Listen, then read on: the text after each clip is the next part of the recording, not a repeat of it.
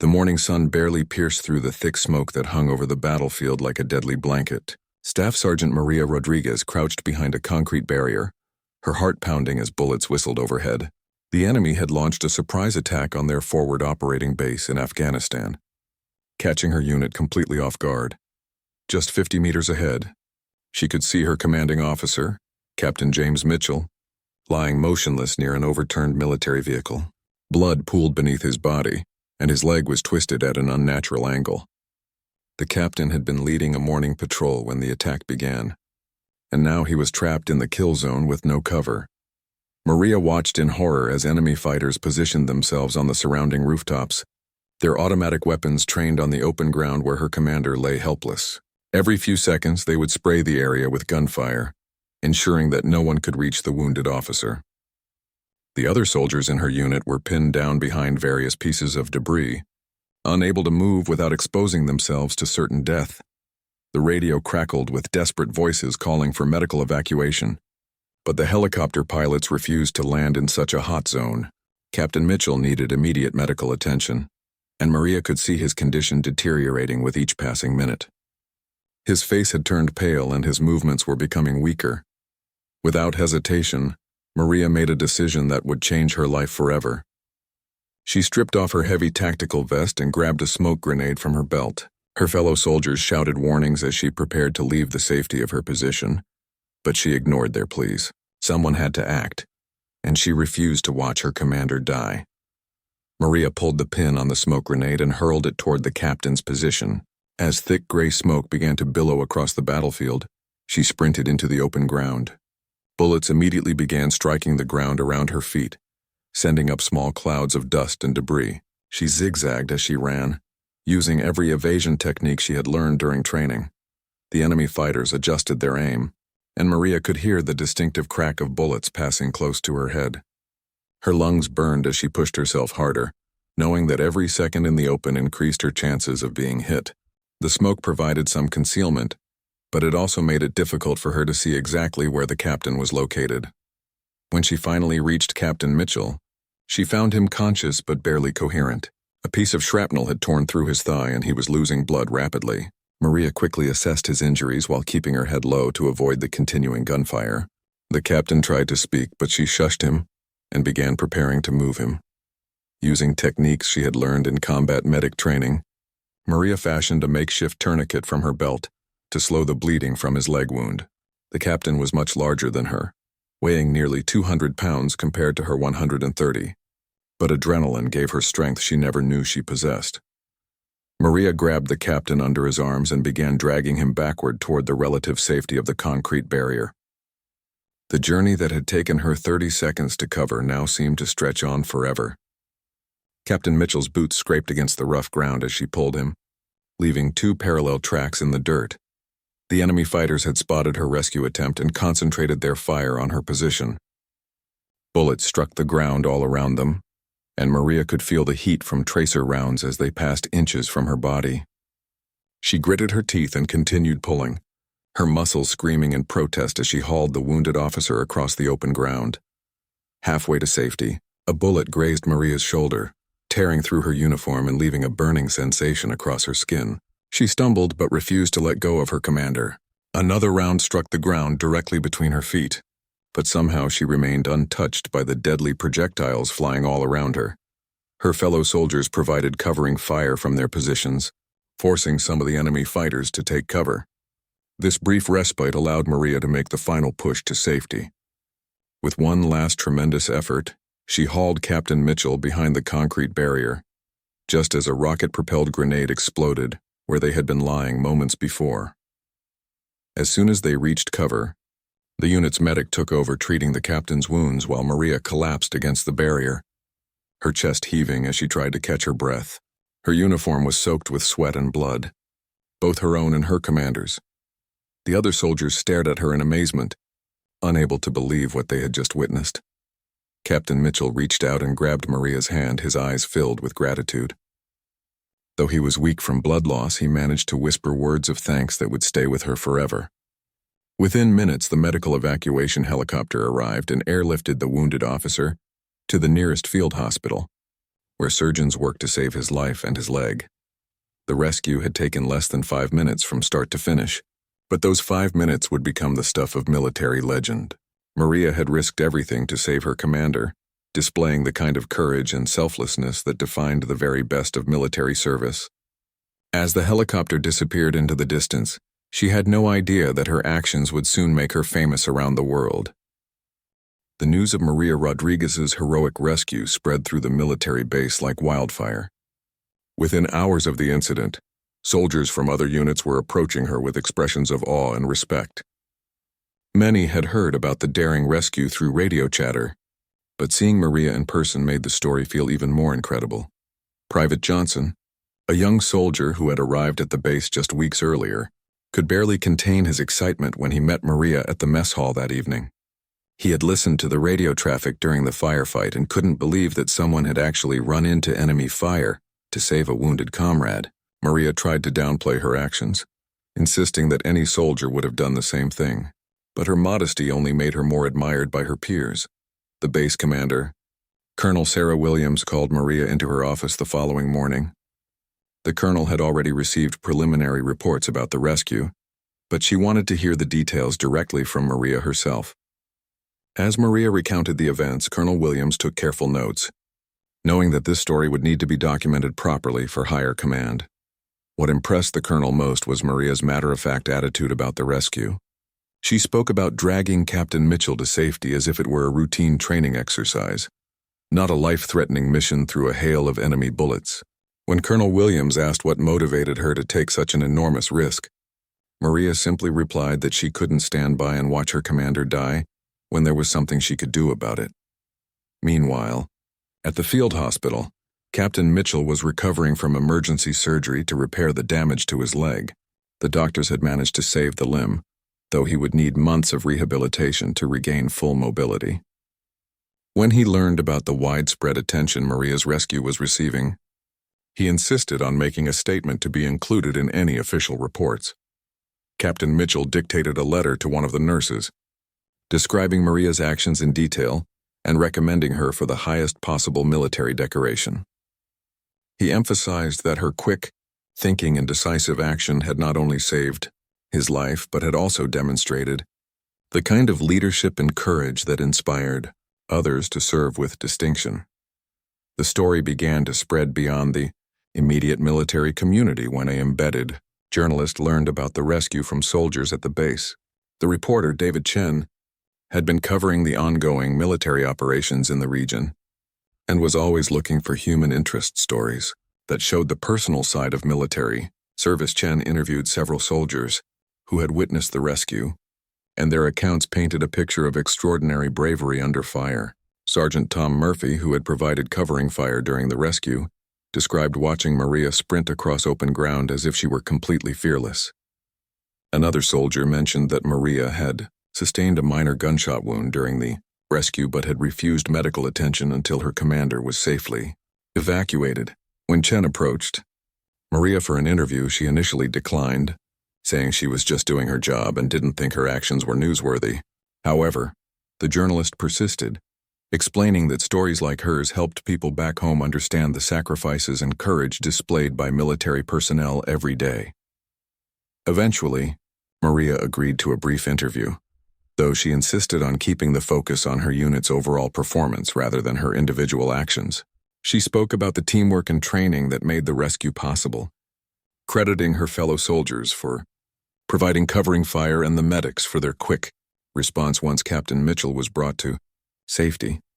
The journalist was struck by Maria's humility and her genuine concern for her fellow soldiers. In his notes, he wrote that she seemed uncomfortable with the attention and repeatedly tried to redirect credit to others in her unit.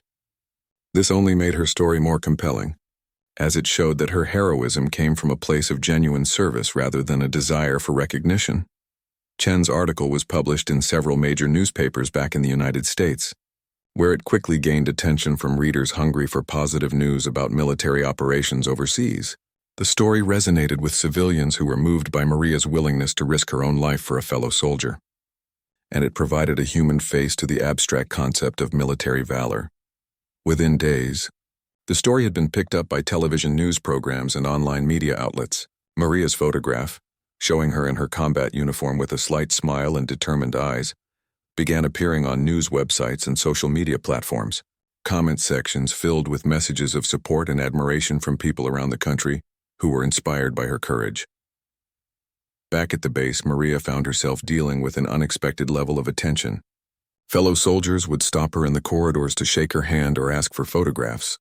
Officers from other units requested meetings to hear about the rescue firsthand, hoping to learn lessons they could apply to their own operations. The attention made Maria uncomfortable, as she had never sought recognition for her actions. She worried that the focus on her individual heroism might overshadow the contributions of her fellow soldiers or create unrealistic expectations for future operations. However, her commanding officers assured her that her story was having a positive impact on military morale and public support for the troops. As news of the rescue continued to spread, military leadership began discussing appropriate recognition for Maria's actions. The rescue had clearly demonstrated extraordinary valor under fire, and several senior officers believed it merited consideration for one of the military's highest decorations for heroism. That the paperwork for a Medal of Honor recommendation began working its way through the military bureaucracy, a process that would take months to complete.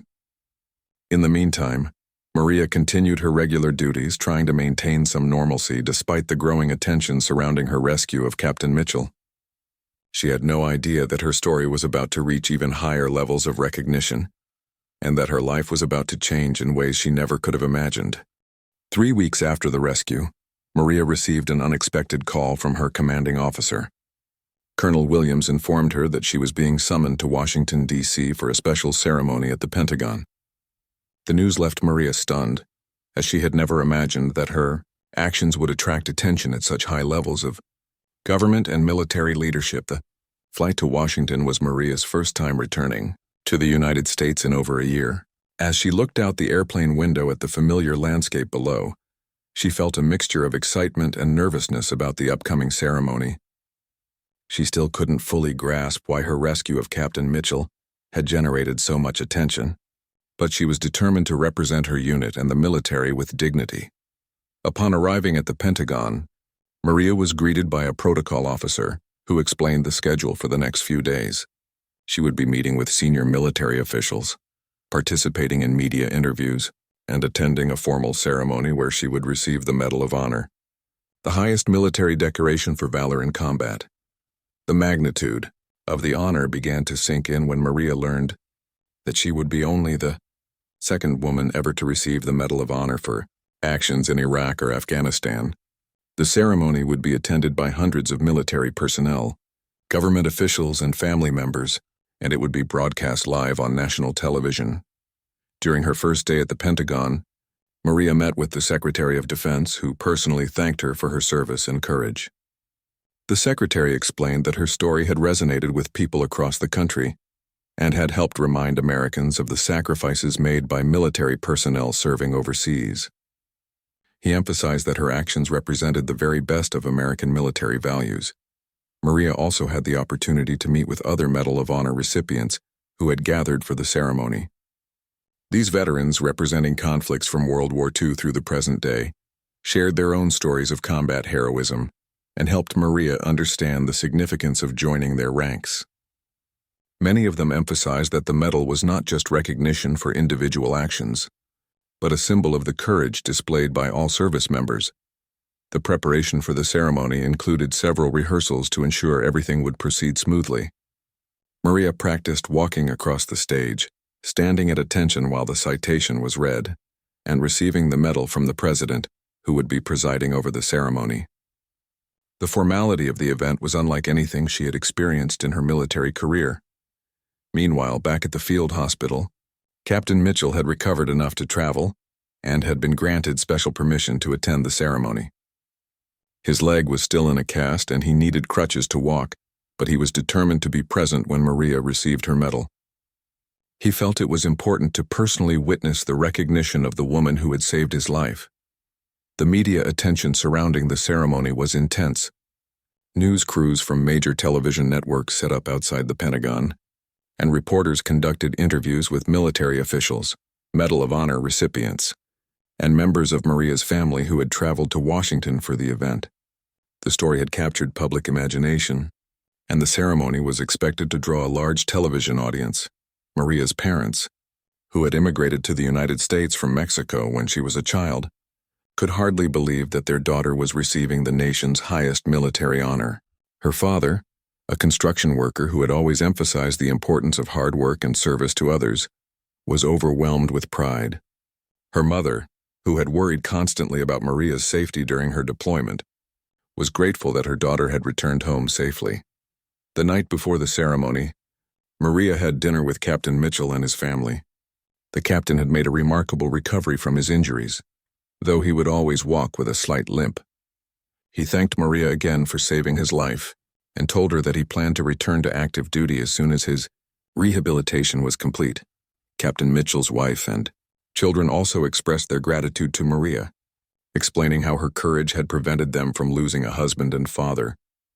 The captain's 8-year-old daughter presented Maria with a hand-drawn picture showing a soldier helping another soldier, with the words, "Thank you for saving my daddy," written in crayon at the bottom. The morning of the ceremony dawned clear and cool, with autumn leaves decorating the Pentagon grounds. Maria put on her dress uniform, carefully checking every detail to ensure she looked her best for this historic occasion. She felt the weight of responsibility to represent not just herself, but all the soldiers who served with distinction in difficult and dangerous conditions. As guests began arriving for the ceremony, Maria was struck by the diversity of people who had come to witness the event. There were elderly veterans in wheelchairs, young soldiers in crisp uniforms, families with small children, and civilians who had simply wanted to be present for this celebration of military valor. The ceremony took place in one of the Pentagon's largest auditoriums, which had been decorated with American flags and military banners representing all branches of service. A military band played patriotic music as guests took their seats, and the atmosphere was both solemn and celebratory. When Maria was introduced and walked onto the stage, the audience rose to their feet in a sustained ovation. She maintained her military bearing, but inside she felt overwhelmed by the emotional response from the crowd. Many people in the audience were wiping away tears, moved by the story of courage and sacrifice that had brought them together. The president delivered a speech highlighting Maria's heroism and explaining why her actions exemplified the values that made America's military the finest in the world. He described the rescue in detail, emphasizing the split-second decision to risk her own life for a fellow soldier and the incredible courage required to execute such a dangerous mission. As the Medal of Honor was placed around Maria's neck, she thought about her fellow soldiers still serving overseas and hoped that this recognition would remind people to support all military personnel who put themselves in harm's way to protect others. The ceremony concluded with another standing ovation, and Maria knew that her life had been forever changed by those few minutes of courage on a battlefield thousands of miles away. Returning to military life after receiving the Medal of Honor proved more challenging than Maria had anticipated. The attention and recognition that came with the award created expectations and responsibilities she had never faced before. Fellow soldiers treated her differently, some with increased respect and others with a distance that made her feel isolated from the close bonds she had previously enjoyed with her unit. The military assigned Maria to a new position at Fort Bragg, where she would serve as a training instructor for combat medics and soldiers preparing for deployment overseas.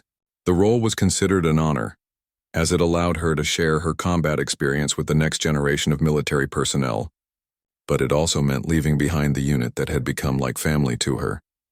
During her first weeks at Fort Bragg, Maria struggled with what psychologists call survivor's guilt.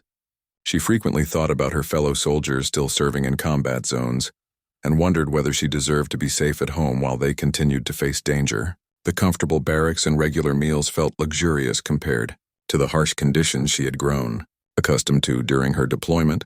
The training position required Maria to develop curriculum and teach classes on battlefield medical care, tactical decision-making under pressure, and leadership in combat situations. She found that sharing her experiences with young soldiers was both rewarding and emotionally difficult, as it forced her to relive the traumatic events that had led to her recognition. Many of the soldiers in her classes were amazed to be learning from a Medal of Honor recipient, and they hung on every word of her instruction. Maria tried to keep the focus on practical skills and lessons rather than her personal story. But students frequently asked about the rescue and what it felt like to run through enemy fire to save a fellow soldier. One of Maria's most effective teaching techniques was using realistic scenarios that forced students to make quick decisions under pressure. She would create training exercises that simulated the chaos and stress of combat, helping soldiers develop the mental toughness and quick thinking necessary to perform effectively in dangerous situations. Outside of her military duties, Maria found herself in demand as a public speaker at veterans organizations, schools, and civic groups. These speaking engagements were part of her official responsibilities as a Medal of Honor recipient, but they required her to travel frequently and share her story with audiences who were often more interested in the dramatic details of the rescue than in the broader lessons about military service. At a high school in Texas, Maria spoke to an auditorium filled with teenagers who were considering military service. She emphasized that heroism wasn't about seeking glory or recognition, but about doing the right thing when it mattered most, even when nobody was watching. Several students approached her after the presentation to ask about military careers, inspired by her example of service and sacrifice. The speaking engagements also brought Maria into contact with other veterans who had struggled with the transition from combat to civilian life. Many of these veterans found inspiration in her story and her ability to articulate the values and experiences that connected all military personnel. She became an unofficial counselor and mentor to young veterans dealing with their own challenges. During one particularly meaningful encounter, Maria met a veteran who had lost both legs in an improvised explosive device attack.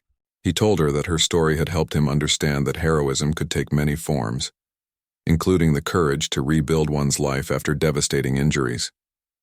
Their conversation reminded Maria that her platform as a Medal of Honor recipient could be used to support other veterans facing their own battles. The constant travel and public appearances began to take a toll on Maria's personal life.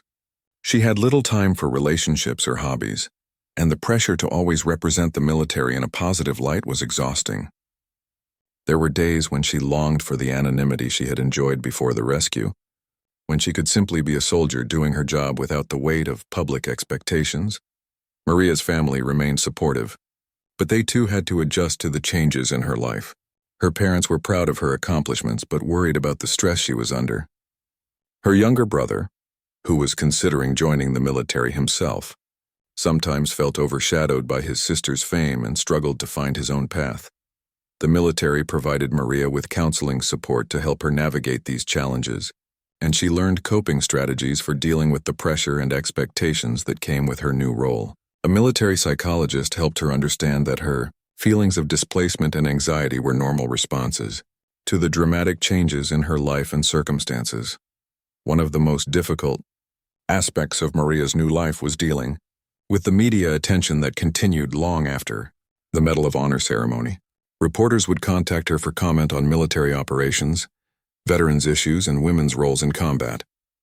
While she appreciated the platform to advocate for important causes, she was always careful to avoid political controversies that might compromise her effectiveness as a military representative. A year after receiving the Medal of Honor, Maria was invited to visit wounded warriors at Walter Reed Medical Center.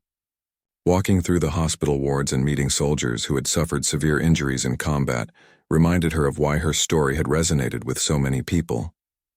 These young men and women embodied the same courage and dedication that had motivated her rescue of Captain Mitchell. During her visit to Walter Reed, Maria met a female soldier who had lost her sight in a roadside bomb attack. The young woman told Maria that reading about her rescue had helped her understand that her own survival and recovery were their own forms of heroism. This conversation reinforced Maria's belief that her platform could be used to inspire and support other veterans facing their own challenges. As Maria continued to adapt to her new role, she began to see how her experience could contribute to important discussions about military service, veterans' care, and the changing nature of warfare. The rescue that had lasted only a few minutes had opened doors to influence policy and public opinion in ways she never could have imagined. The transition from combat soldier to public figure was ongoing. With new challenges and opportunities emerging regularly, Maria remained committed to using her platform responsibly, always mindful that her actions and words reflected not just on herself, but on all the brave men and women who served in the military. Her journey from battlefield hero to national symbol was far from over, and she was determined to make the most of the opportunities that came with her unique position. 5 years after the rescue that made her famous, Maria had evolved from reluctant hero to passionate advocate for military families and veterans. She had used her platform as a Medal of Honor recipient to establish the Rodriguez Foundation, a nonprofit organization dedicated to supporting wounded veterans and their families. During the difficult transition back to civilian life, the foundation grew out of Maria's own experiences visiting wounded warriors and her recognition that many veterans lacked adequate support systems after their military service ended. She had seen too many brave soldiers struggle with physical injuries, psychological trauma, and the challenge of finding meaningful employment in civilian careers. Working with a team of dedicated volunteers, many of whom were veterans themselves, Maria developed programs that provided practical assistance to wounded warriors. The foundation offered job training, educational scholarships, mental health counseling, and financial support for veterans facing medical expenses or housing costs that weren't fully covered by government benefits. One of the foundation's most successful programs paired recently wounded veterans with others who had successfully navigated similar challenges. These mentor relationships provided emotional support and practical guidance from people who truly understood the unique difficulties faced by disabled veterans. Maria often participated in these mentoring sessions, sharing her own experiences and listening to the stories of courage and resilience from veterans of all backgrounds. Captain Mitchell, who had fully recovered from his injuries and returned to active duty, became one of the Foundation's strongest supporters. He frequently spoke at fundraising events, crediting Maria not only with saving his life but also with inspiring him to become a better leader and advocate for his soldiers. His presence at Foundation events helped attract donors and volunteers who were moved by the continuing bond between the two soldiers. The Foundation's work gained national attention when Maria testified before Congress about the need for improved veteran services. Her testimony, delivered with the same quiet confidence she had shown on the battlefield, helped secure additional funding for mental health programs and job training initiatives for returning veterans. During her congressional testimony, Maria emphasized that supporting veterans was not a political issue, but a moral obligation that all Americans shared. She spoke about soldiers she had met who were struggling with invisible wounds from their service, and she argued that the nation's commitment to its military personnel should extend far beyond their active duty service. The Foundation also established a scholarship program for children of fallen or disabled veterans, providing educational opportunities that might otherwise be financially impossible. Maria personally reviewed scholarship applications and was often moved to tears by the essays written by young people describing their parents' service and sacrifice. One scholarship recipient, the daughter of a soldier killed in Afghanistan, wrote to Maria describing how the educational support had allowed her to pursue a degree in nursing with the goal of caring for wounded veterans. These personal connections reminded Maria that her work was creating ripple effects that would benefit future generations. Maria's advocacy work led to invitations to speak at military academies, where she addressed future officers about the responsibilities of leadership and the importance of caring for the soldiers under their command. She emphasized that true leadership meant being willing to sacrifice for others, just as her soldiers had been willing to sacrifice for each other on that dangerous battlefield. At West Point, Maria delivered a memorable speech to graduating cadets about the nature of courage. She explained that courage wasn't the absence of fear, but the decision to act despite fear when doing so served a greater purpose.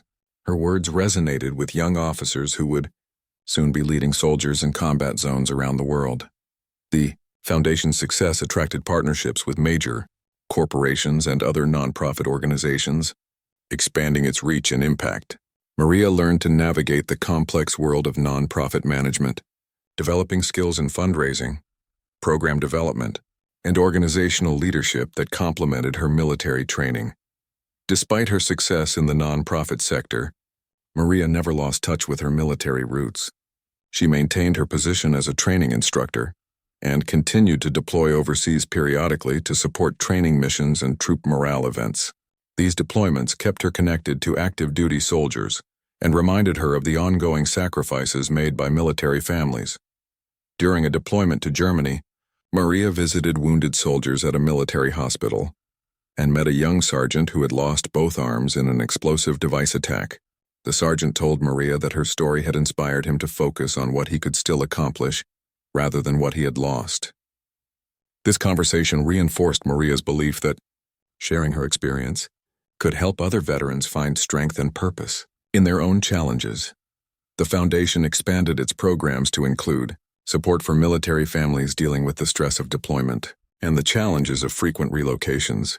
Maria recognized that military service affected entire families, not just the soldiers themselves, and she wanted to ensure that spouses and children received appropriate support and recognition for their sacrifices. Particularly innovative program paired military families with civilian families in their communities, creating support networks that helped military families feel more connected to their neighborhoods and gave civilians a better understanding of military life. These partnerships often developed into lasting friendships that survived multiple military relocations. 10 years after the rescue, Maria was promoted to the rank of lieutenant colonel and was given command of a training battalion responsible for preparing soldiers for deployment. This position allowed her to directly influence the training and development of hundreds of soldiers who would serve in combat zones around the world. In her command position, Maria emphasized the importance of teamwork, quick decision-making under pressure, and the moral courage to do the right thing even when it was difficult or dangerous. She often used examples from her own combat experience to illustrate these principles, but she was careful to ensure that the focus remained on practical skills rather than her personal story. Maria's soldiers respected her not just for her Medal of Honor, but for her genuine concern for their welfare and her commitment to preparing them for the challenges they would face in combat. She instituted new training programs that emphasized realistic scenarios and stress inoculation, helping soldiers develop the mental toughness necessary to perform effectively under fire. The training battalion under Maria's command achieved the highest marks in readiness evaluations and had lower casualty rates among its graduates compared to other training units. These results validated her belief that thorough preparation and realistic training could save lives on the battlefield. As Maria approached the midpoint of her military career, she began considering how she could expand her impact beyond her current roles. She was exploring opportunities to pursue advanced education in public policy or international relations, with the goal of eventually influencing military policy at the highest levels of government.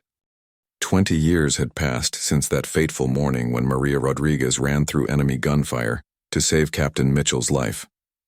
The young staff sergeant had become Colonel Rodriguez, one of the most respected leaders in the military, and her influence extended far beyond the battlefield where her legend began. The Rodriguez Foundation had grown into a major national organization with chapters in every state, providing comprehensive support to thousands of veterans and their families. The foundation operated job placement services, mental health clinics, educational programs, and emergency financial assistance programs that had helped more than 50,000 veterans successfully transition to civilian life. Maria's approach to veteran support had been revolutionary in its emphasis on dignity and empowerment rather than charity. The foundation's programs were designed to help veterans build new careers and find purpose in civilian life, rather than simply providing temporary assistance. This philosophy had been adopted by government agencies and other nonprofit organizations across the country. Captain Mitchell, now a retired brigadier general, served as the foundation's chairman of the board. His military career had flourished after his recovery, and he had become a decorated combat leader in his own right. He often spoke about how Maria's rescue had not only saved his life but had inspired him to become the kind of leader who would risk everything for his soldiers. The friendship between Maria and Mitchell had become one of the most celebrated relationships in military history, symbolizing the bonds that connected all service members regardless of rank or background. Their annual joint appearances at veterans events drew crowds of thousands and raised millions of dollars for veteran support programs. Maria's personal life had also found balance over the years. She had married Dr. David Chen, the journalist who had first written about her rescue and who had later become an advocate for veterans' issues. Their marriage brought together two people who shared a commitment to public service and telling important stories about American military families. Their two children, Miguel and Elena, had grown up understanding the importance of service to others and the sacrifices made by military families. Both children volunteered with the foundation and had expressed interest in military careers, though Maria and David were careful to ensure they chose their own paths without pressure from their parents' examples. Miguel, now 18, had been accepted to the Air Force Academy and planned to become a pilot. Elena, 16, was considering a career in military medicine, inspired by her mother's combat medic training and her desire to help wounded veterans. Both children had inherited their parents' sense of social responsibility and commitment to making a positive difference in the world. The training methods Maria had developed during her command positions had been adopted throughout the military and had contributed to significant improvements in soldier survival rates and combat effectiveness. Her emphasis on realistic training, stress inoculation, and moral courage had influenced an entire generation of military leaders. The training manual she had co-authored, Leadership Under Fire: Lessons from the Battlefield, had become required reading at military academies and was widely used in corporate leadership programs. The book emphasized that true leadership meant making difficult decisions under pressure and accepting responsibility for the welfare of those under your command. Maria's speaking engagements had evolved from simple retellings of her rescue story to sophisticated presentations on leadership, crisis management, and organizational culture. She was frequently invited to address corporate executives, government officials, and international military leaders who wanted to learn from her experiences in combat and organizational leadership. At a NATO conference in Brussels, Maria delivered a keynote address on the changing nature of warfare and the importance of adaptability in military organizations. Her presentation drew on decades of experience in combat, training, and leadership roles, and it influenced defense policies in multiple countries. The Medal of Honor that Maria wore had become more than a personal decoration. It had become a symbol of the courage and sacrifice displayed by all military personnel. She had used her platform to advocate for improved veteran benefits, better mental health support, and recognition for the families who supported military service members. Maria's advocacy efforts had contributed to significant legislative victories, including expanded educational benefits for veterans, improved mental health care access, and better support for military families dealing with deployment stress. These policy changes had improved the lives of millions of veterans and their families. The Rodriguez Foundation had also expanded internationally, providing support to veterans of allied nations and promoting best practices in veteran care around the world. The Foundation's model had been adopted in Canada, the United Kingdom, Australia, and other countries with significant veteran populations. One of Maria's proudest achievements was the establishment of the Mitchell Rodriguez Leadership Academy, a program that brought together young military officers from around the world for intensive training in ethical leadership and decision-making under pressure. The academy had graduated more than 1,000 officers who had gone on to serve with distinction in their respective militaries. As Maria approached retirement from active military service, she reflected on the unexpected journey that had begun with a split-second decision to save a fellow soldier. That moment of courage had led to opportunities to influence military policy, support thousands of veterans, and inspire a new generation of leaders. The rescue itself had lasted only minutes, but its impact had rippled through decades of service and advocacy. Maria had learned that true heroism wasn't found in single dramatic moments, but in the sustained commitment to serving others and making a positive difference in the world.